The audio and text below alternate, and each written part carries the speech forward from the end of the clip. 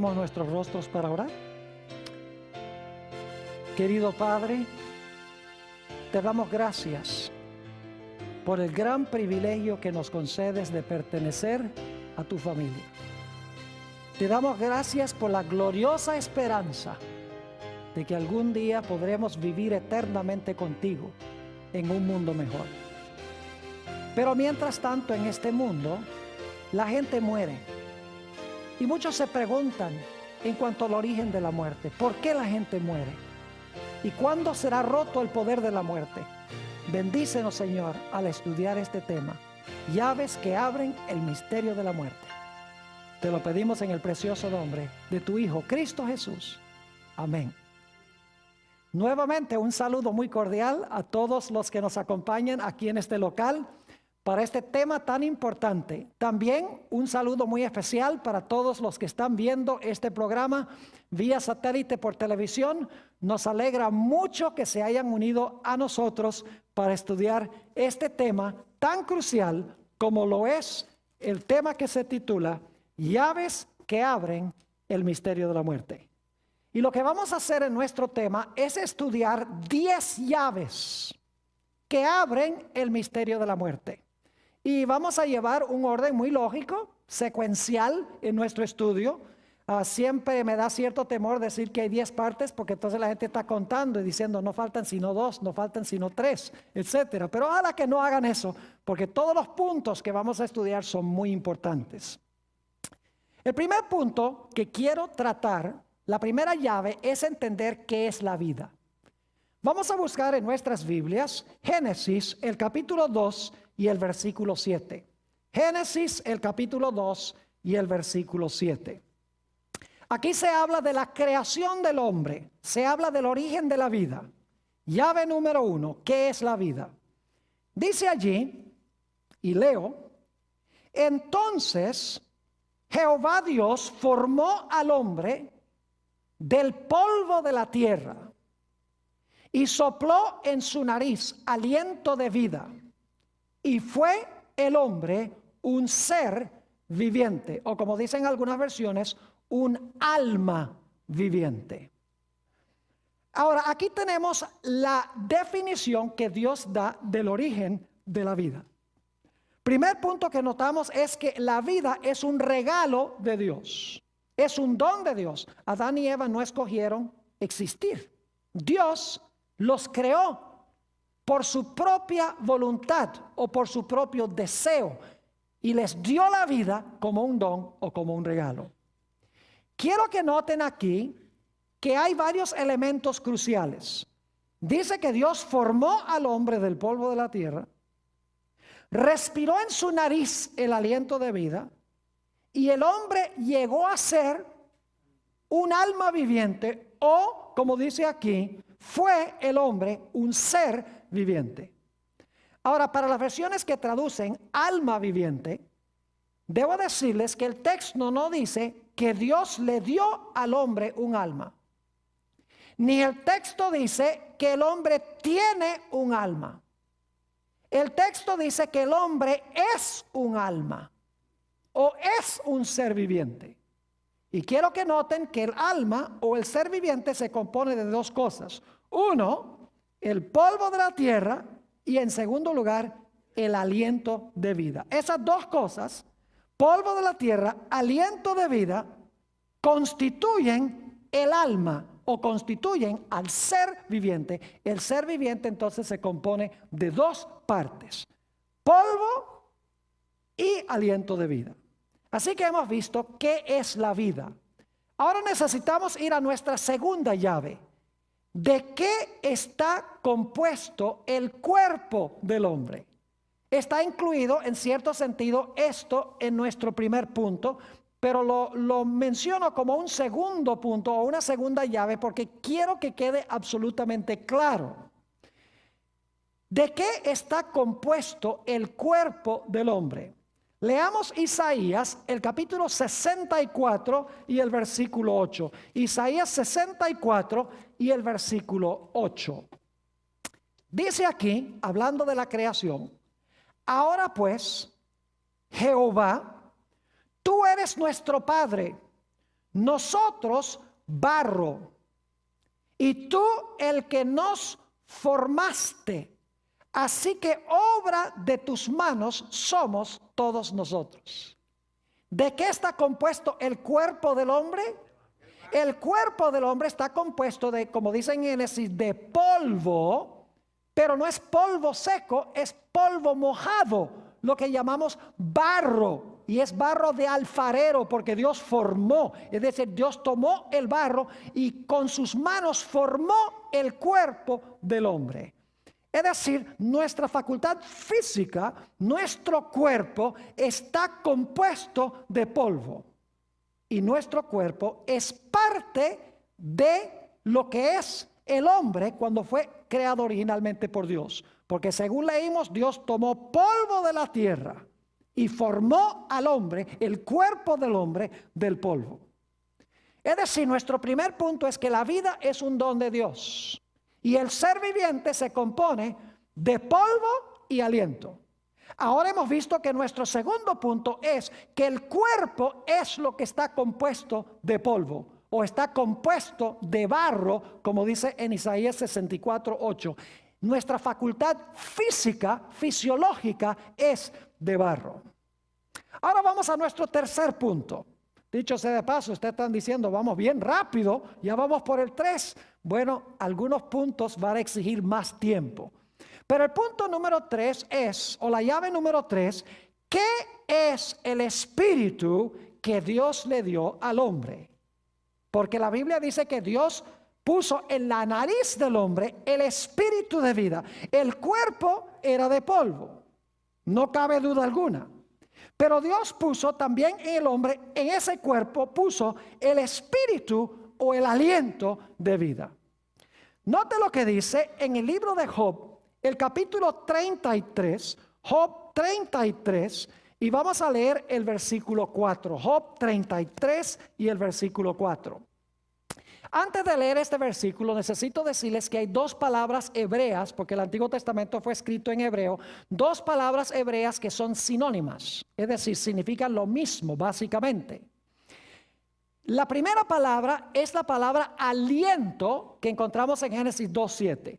Esa palabra es la palabra neshama. Pero hay otra palabra muy semejante que es la palabra ruach. Ahora, neshama generalmente se traduce aliento y ruach se traduce espíritu, pero significan básicamente la misma cosa, porque si ustedes buscan los versículos en la Biblia, van a encontrar que tanto ruach como neshama están en la nariz del hombre. Ahora yo les pregunto, ¿para qué usan ustedes su nariz? Espero que no sea para meterse en las cosas de los demás. Usamos la nariz ¿para qué? Para respirar.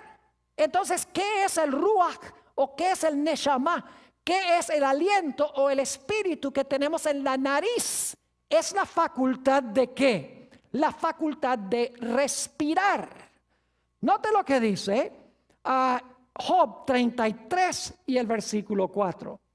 Dice Job, el Espíritu de Dios me hizo. Y luego lo explica de otra forma. Dice, el Espíritu de Dios me hizo y el soplo del Omnipotente me dio vida. La primera palabra, espíritu, es ruach. La segunda palabra, soplo, es neshama. Y ambas frases son sinónimas. Quieren decir lo mismo, pero en diferentes palabras. Dice, el Espíritu de Dios me hizo. Es lo mismo que decir, el soplo del Omnipotente me dio vida. Es decir, ruach y neshama están en la nariz y usamos la nariz ¿para qué? Para respirar. Es decir, el aliento o el espíritu son la corriente eléctrica que le da poder al hombre para que su corazón palpite, para que sus pulmones respiren y para que su sangre circule. Es decir, es la fuerza vital o la corriente eléctrica que le da poder al cuerpo para que el cuerpo pueda funcionar.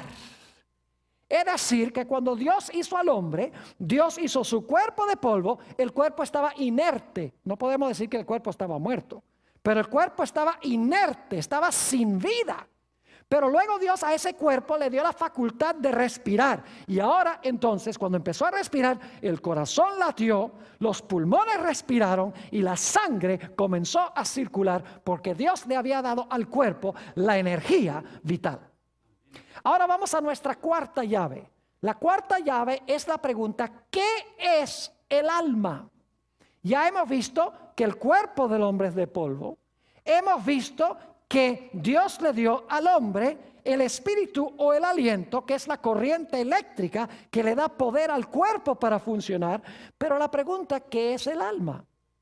Bueno, si vamos otra vez a Génesis 2:7, dice claramente que Dios hizo al hombre de polvo, puso en su nariz el neshama o el aliento de vida, y el hombre llegó a ser un ser viviente o llegó a existir como un alma viviente. Entonces yo pregunto: ¿qué es el alma según Génesis 2:7? El alma es la persona en su totalidad. El alma soy yo. El alma es la persona que está viva.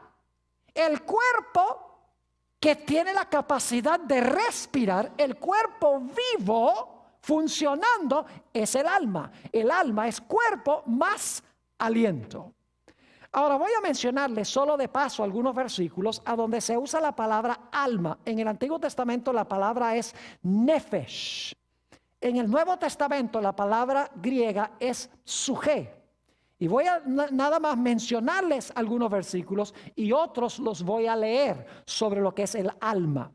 ¿Saben que esta palabra alma se traduce, esta palabra nefesh o suje, se traduce de diferentes formas en el Antiguo y el Nuevo Testamento? A veces las palabras se traducen vida. No se traducen alma, sino vida. A veces se traducen persona. El alma es la persona. A veces se traduce alma.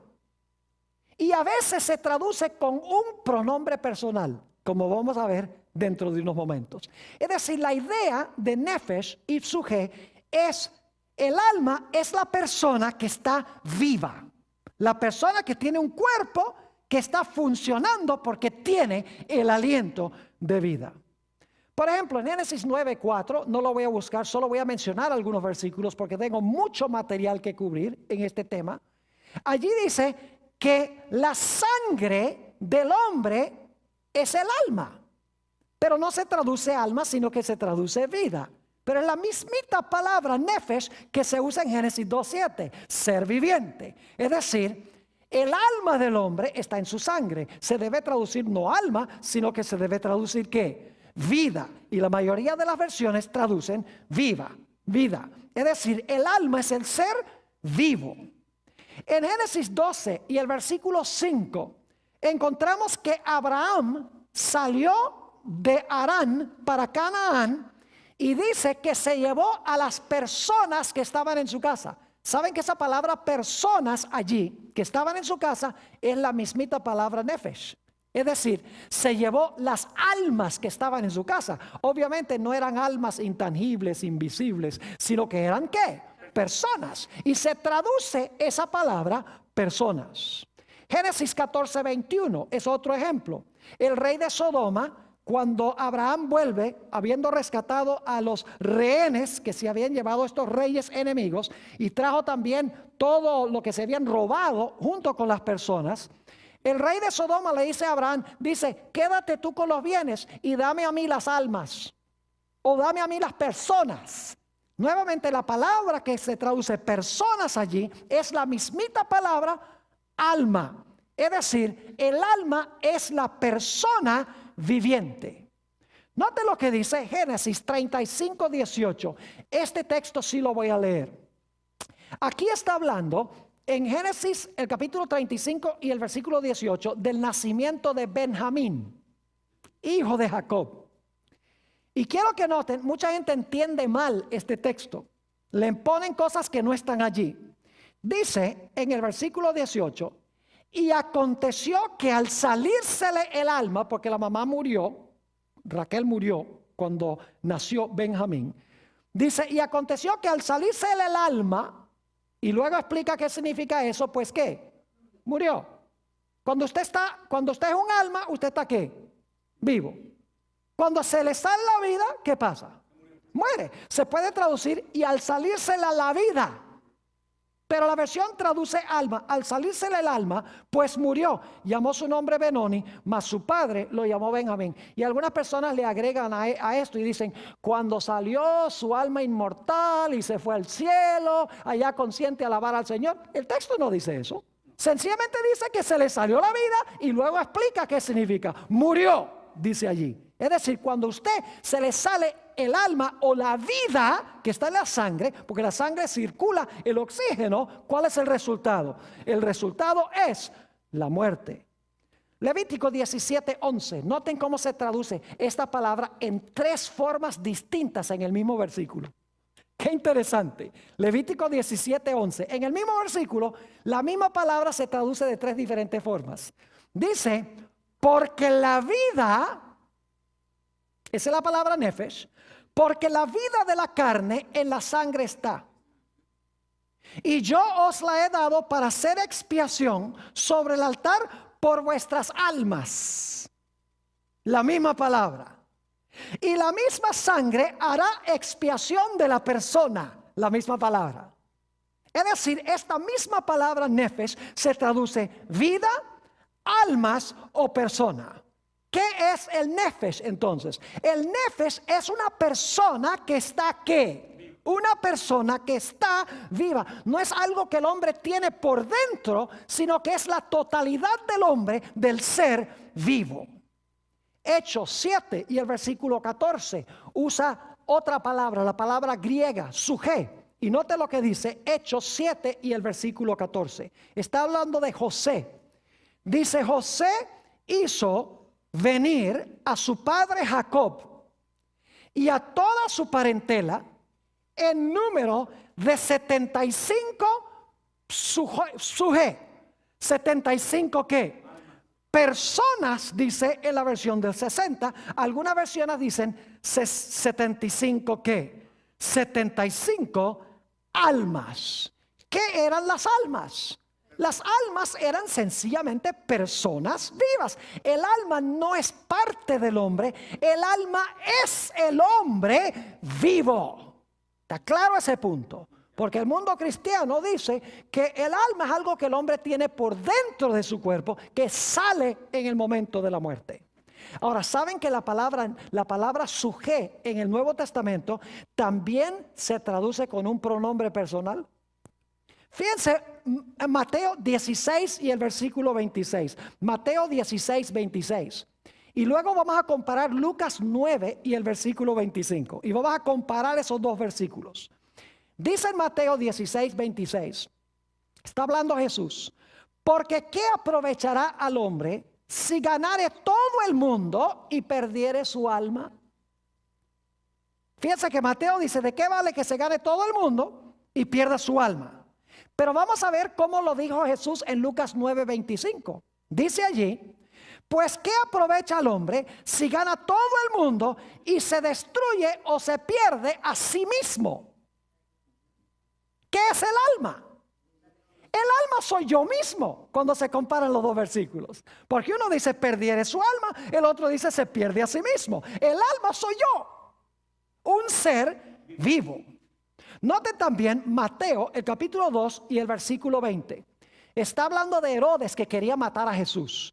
Y dice aquí, el ángel le dice a José, levántate, toma al niño y a su madre y vete a la tierra de Israel. Ya Herodes ha muerto. Vete a la tierra de Israel, porque han muerto los que procuraban la muerte del niño. La versión de 60 no capta lo que en realidad dice el griego en que fue escrito el Nuevo Testamento. En realidad el griego dice, porque han muerto los que procuraban el alma del niño. ¿Cómo se debe traducir la palabra alma allí? Estaba buscando quitarle ¿qué? Quitarle la vida, porque el alma es la vida. Y por esa razón la versión del 60 dice, los que procuraban la muerte del niño, aunque la palabra muerte no está allí, pero se interpreta como el hecho de que querían quitarle la vida. Eso significa que querían, ¿qué? Matarlo. Ahora escuchen bien. La palabra alma y la palabra espíritu se usan 1658 veces en el Antiguo y el Nuevo Testamento.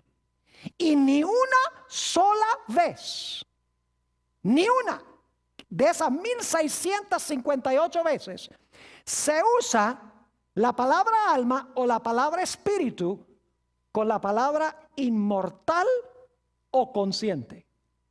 Nunca va a encontrar en la Biblia la expresión alma inmortal, espíritu inmortal. Ni va a encontrar nunca que el alma está consciente cuando sale del cuerpo o el espíritu está consciente cuando el hombre muere. No aparece en las escrituras esa idea. En 1658 veces que aparece la palabra espíritu y la palabra alma. Vamos ahora a nuestra quinta llave que abre el misterio de la muerte. Ya hemos visto qué es la vida. Hemos visto de qué está compuesto el cuerpo del hombre. Hemos visto qué es el espíritu de vida que Dios le dio. Hemos visto qué es el alma. Ahora lo que queremos hacer es contestar la pregunta: cuando el hombre fue creado, ¿cómo se podía perpetuar o prolongar su vida? ¿Será que cuando Dios hizo al hombre le dio una batería inmortal que ni siquiera Dios le podía quitar? ¿Será que Dios creó al hombre inmortal y que el hombre tiene algo por dentro que no hay manera de matarlo? Ni siquiera Dios lo puede destruir. ¿Cómo podía, una vez que Dios creó al hombre, cómo podía prolongarse y perpetuarse la vida? ¿Era porque el hombre era inmortal o porque el hombre tenía que hacer algo para seguir viviendo? La Biblia tiene la respuesta. Vayan conmigo a Génesis 2 y el versículo 9. Dios colocó en el huerto del Edén dos árboles. Uno se conoce como el árbol de la ciencia del bien y del mal, y el otro es el árbol de la vida. Noten Génesis 2 y el versículo 9. Dice: y Jehová Dios hizo nacer de la tierra todo árbol delicioso a la vista y bueno para comer. También el árbol de ¿qué? De la vida en medio del huerto, y el árbol de la ciencia del bien y del mal. ¿Por qué colocó Dios el árbol de la vida en el centro del huerto? Porque Dios tenía planeado de que el hombre continuamente comiera del árbol de la vida. No iba a comer una sola vez, sino que iba a regresar paulatinamente para comer. Es decir, el árbol de la vida era como un cargador de baterías. Y Adán y Eva iban a tener que venir al árbol de la vida, y yo pienso que es cada mes, y van a ver por qué razón más adelante. Cada mes debían venir y comer del fruto del árbol de la vida para reabastecer su vida y para continuar viviendo. Es decir, su fuente de vida no estaba dentro de ellos, la fuente de vida estaba fuera de ellos en un árbol, en el árbol que pertenecía a Dios. Y Dios le dijo a Adán y Eva: miren, si ustedes comen del árbol de la ciencia del bien y el mal, ese día ustedes van a ¿qué? Ese día ustedes van a morir, dijo Dios. Ahora yo pregunto, ¿cómo iban a morir si el hombre es inmortal? Sería absurdo decir van a morir si no pueden morir. Obviamente el hombre tenía que continuar comiendo del árbol. Es más, noten lo que dice Génesis 3, 22 al 24 sobre esto. Génesis 3, 22 al 24. Lo hemos leído antes, ahora leámoslo de nuevo. Dice allí: y dijo Jehová Dios: he aquí el hombre es como uno de nosotros, sabiendo el bien y el mal. Ahora pues que no alargue su mano y tome también del árbol de la vida y coma y viva para siempre. Y lo sacó Jehová del huerto del Edén para que labrase la tierra de que fue tomado. Echó pues fuera al hombre y puso al oriente del huerto del Edén querubines y una espada encendida que se revolvía por todos lados para guardar el camino del árbol de la vida. ¿Qué hizo Dios cuando Adán y Eva pecaron? Dios cerró la puerta del huerto, colocó querubines o ángeles poderosos a la entrada para que el hombre no pudiera ¿qué? Comer del árbol de la vida. Si el hombre ya era inmortal, ¿de qué le hubiera valido a Dios prohibirle el árbol? Dios no le hubiera podido quitar igual la vida prohibiéndole el árbol. Obviamente el hombre era mortal. Y su única fuente de inmortalidad se encontraba en continuar comiendo del árbol. Y cuando pecó, Dios le prohibió el árbol. Y cuando le prohibió el árbol, el hombre ya no podía cargar su ¿qué? Su batería. Y ahora voy a compartir con ustedes algo que voy a compartir más adelante cuando hablemos de la salud en el libro de Génesis. Pero si ustedes miran Génesis 5, ustedes van a ver que la longitud de la vida de los que se mencionan en esa genealogía es extraordinaria. El que menos vivió fue 777 años. Y el que más vivió, 969 años. Yo les pregunto, ¿tenían bien cargada la batería? Ah, claro, porque habían ido directo al cargador. Pero cuando miran la genealogía de Génesis 11, versículo 10 al 32, ya la gente vive mucho menos. 400 y algo de años máximo. ¿Por qué razón? Porque ya no tienen acceso, ¿qué cosa? Al cargador. Y encontramos que David nos dice en el Salmo 90:10, en cuanto a nosotros hoy, los días de nuestra edad son 70 años. Y si en los más robustos son 80 años, con todo su fortaleza es molestia y trabajo, porque pronto pasan y volamos. Es decir, que cuando Dios le prohibió el acceso al árbol, al hombre, la batería se empezó a descargar. Y yo les digo, si Jesús no viniera a este mundo para redimir a su pueblo, últimamente, aún con la ciencia médica que ha mejorado la situación del hombre y ha postergado lo inevitable, aún con todo eso, si Jesús no viniera, últimamente la raza humana perdería su energía y se extinguiría tarde o temprano. Ahora vamos a nuestro punto número 6. ¿Qué sucede con el hombre en el momento de la muerte? ¿Qué sucede con el hombre en el momento de la muerte? Génesis 3:19. Hablemos primero de lo que pasa con el cuerpo del hombre cuando el hombre muere. Dice Dios a Adán, con el sudor de tu rostro comerás el pan hasta que vuelvas a la tierra, porque de ella fuiste tomado. Pues polvo eres y al polvo volverás.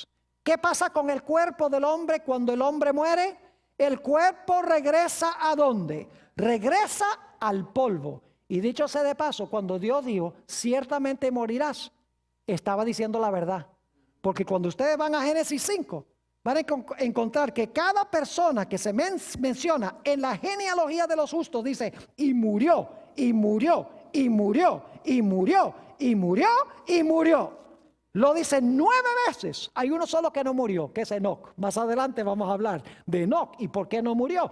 Pero Dios se mostró veraz, porque todos, según la Biblia, murieron. Ahora, ¿qué sucede con el espíritu o la respiración cuando el hombre muere?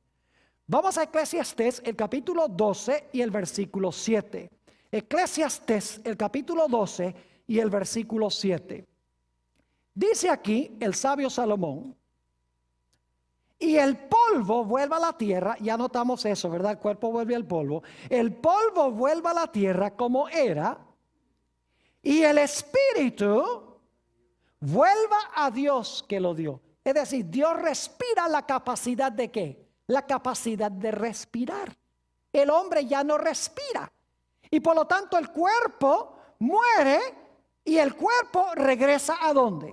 Al polvo. Es decir, que en la muerte se separa el cuerpo de polvo de la fuerza energética que hace funcionar el cuerpo. Y como resultado, ¿el hombre qué? El hombre muere. Noten el proceso de la muerte de Jesús. Lucas 23 y el versículo 46. Hablando de la muerte de Jesús dice, entonces Jesús, clamando a gran voz, dijo, Padre, en tus manos encomiendo mi espíritu. Y habiendo dicho esto, ¿qué? Habiendo dicho esto, expiró. Es decir, el aliento, ¿qué pasa? El aliento se le ¿qué? Se le fue, se le salió. Hizo así. Y ya el cuerpo no funcionaba. Ya no era un alma viviente. Ahora, el cuerpo de Jesús no vio corrupción, a diferencia que el cuerpo nuestro. Pero el cuerpo nuestro vuelve al polvo. Noten Juan 19 y el versículo 30. Dice, cuando Jesús hubo tomado el vinagre, dijo, consumado es. Y habiendo inclinado la cabeza, entregó, ¿qué cosa?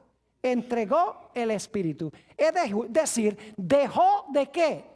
Dejó de respirar, es decir, expiró. ¿Sabe lo que significa expiró? Mire, inspiró significa esto. Expiró significa esto. Solo que en la muerte, todo durante la vida estamos haciendo. En la muerte es. El espíritu se salió. Es decir, el cuerpo ya no funciona.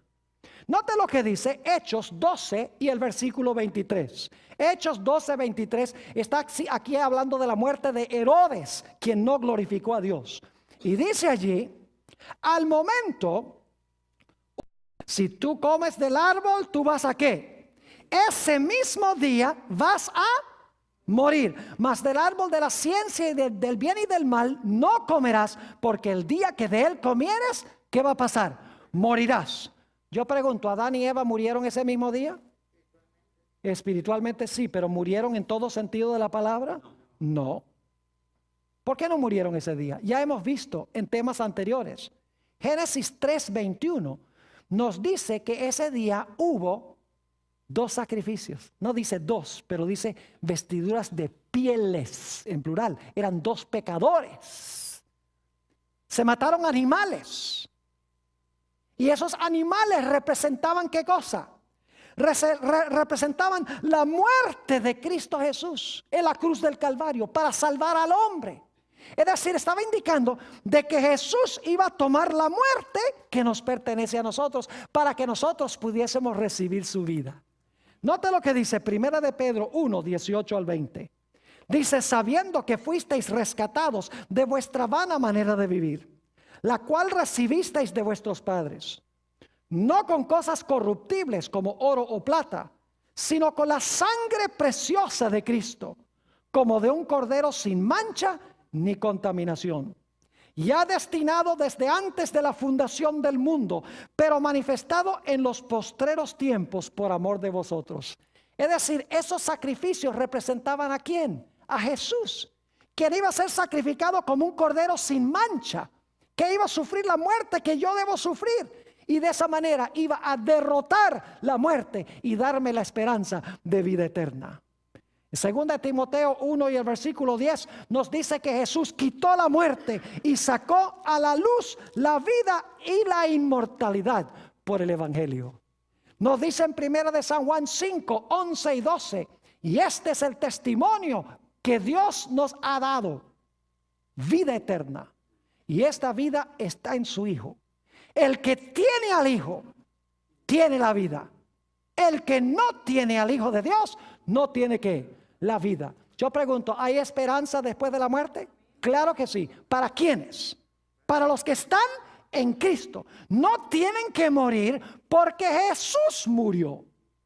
Es decir, si recibimos a Jesús, no tenemos que morir eternamente, porque ya la muerte que debemos sufrir fue paga por Cristo Jesús. Esas son buenas nuevas. El cristiano no le tiene miedo a la muerte.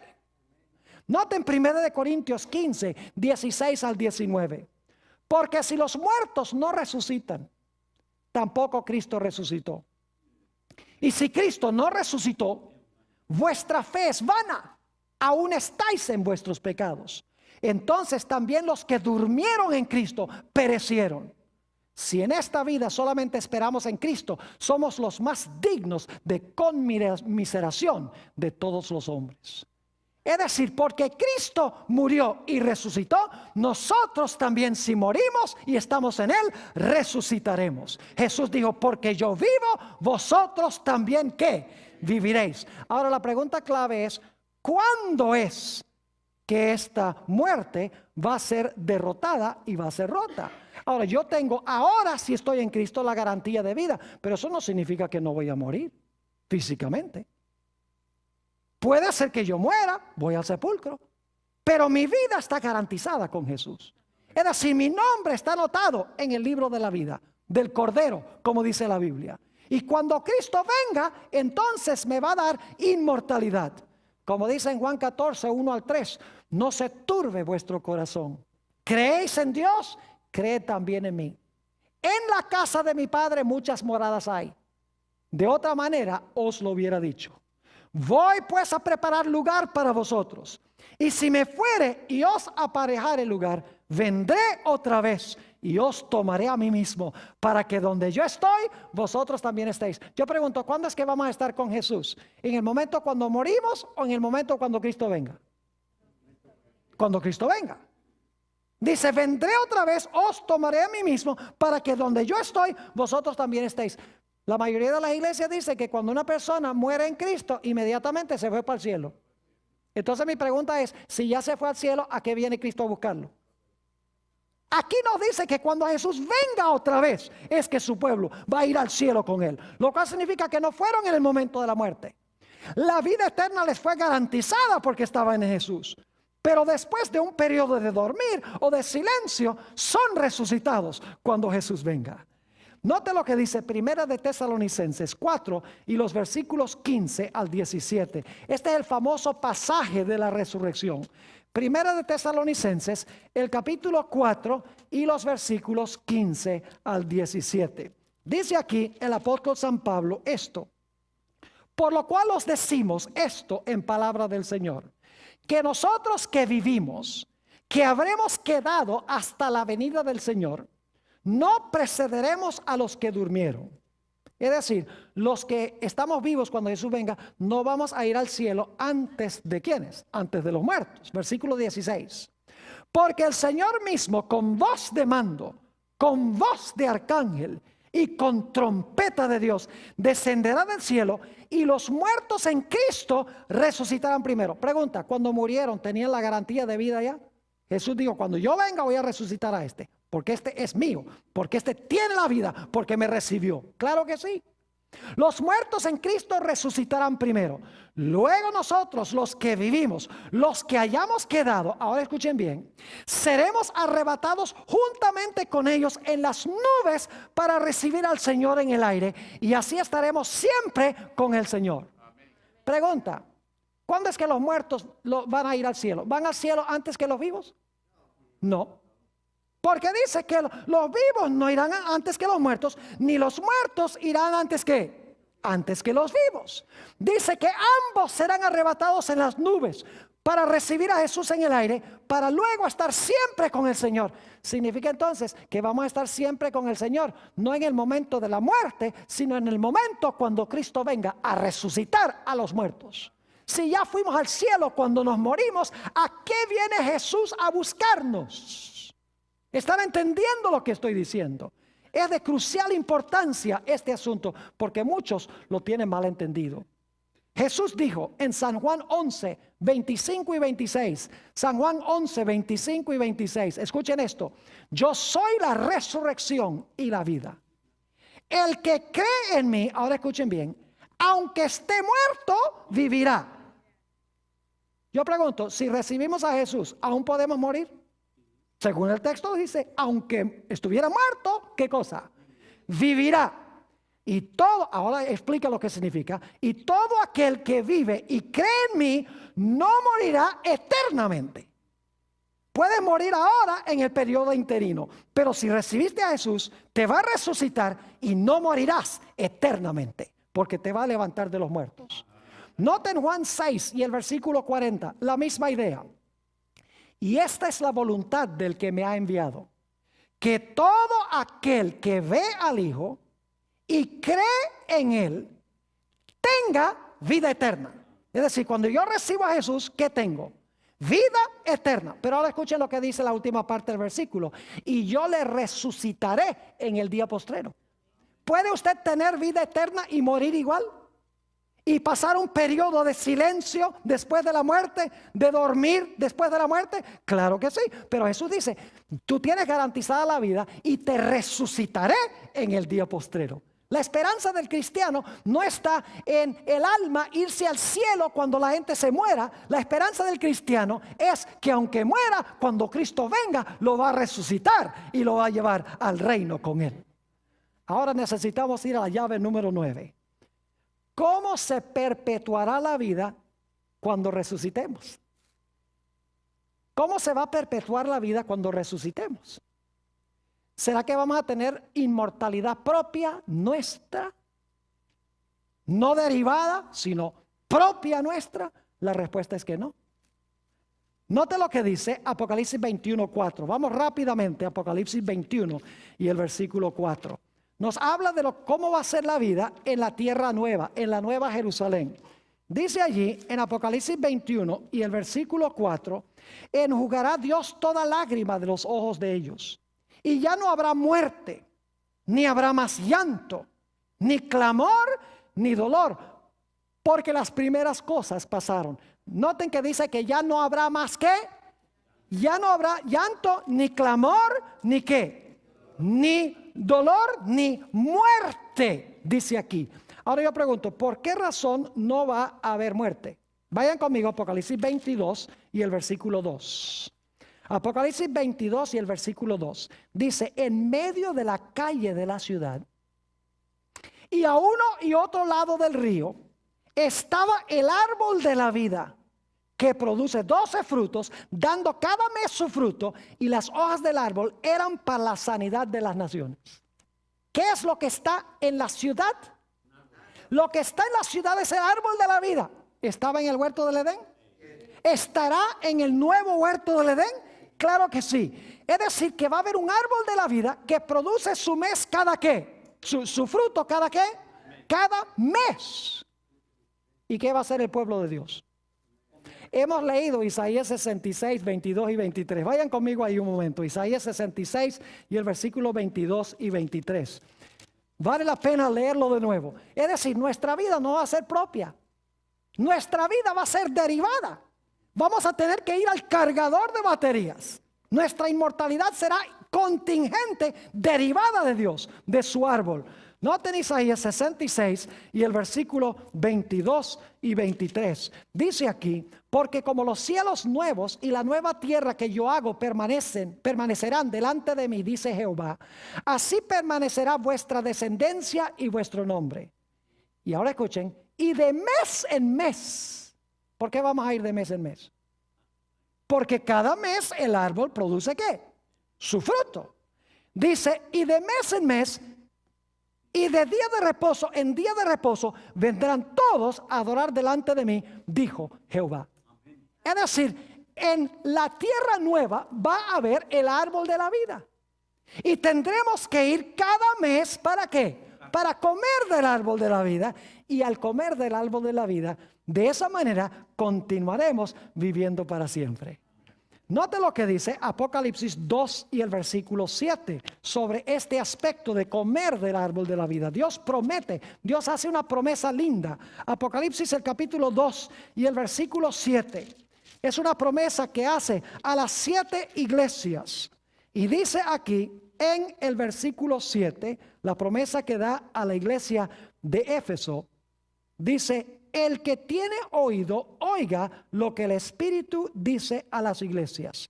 Al que venciere, le daré a comer del árbol de la vida, el cual está en medio del paraíso de Dios. Y en Apocalipsis 22, 14 dice, bienaventurados los que guardan sus mandamientos, para que su potencia sea en el árbol de la vida y que entren por las puertas en la ciudad. Es decir, que aún en la tierra nueva, nuestra fuente de vida no será propia, sino que será derivada de Dios. El hombre no tiene un alma inmortal, un alma que ni siquiera Dios puede destruir. Algunos creen que Dios va a mandar, por ejemplo, a los impíos al infierno para quemarse para siempre allá, porque Dios no les puede quitar el alma inmortal que Dios les dio. En este seminario vamos a tener un tema completo sobre lo que la Biblia tiene que decir en cuanto al infierno. Pero la Biblia dice claramente que nuestra única fuente de vida no está dentro en un alma inmortal, sino que está fuera en el árbol de Dios, del cual comeremos pronto algún día si hemos recibido a Jesús como nuestro Salvador. Ahora vamos a nuestra llave número 10. ¿A dónde se originó la doctrina de la inmortalidad del alma y qué implicaciones tiene? ¿Saben dónde se originó la idea de que el hombre es inmortal? ¿De que el hombre tiene un alma inmortal? Se originó en el huerto del Edén. Y no con Dios, sino con el diablo. Escúcheme bien los que están viendo vía satélite por televisión.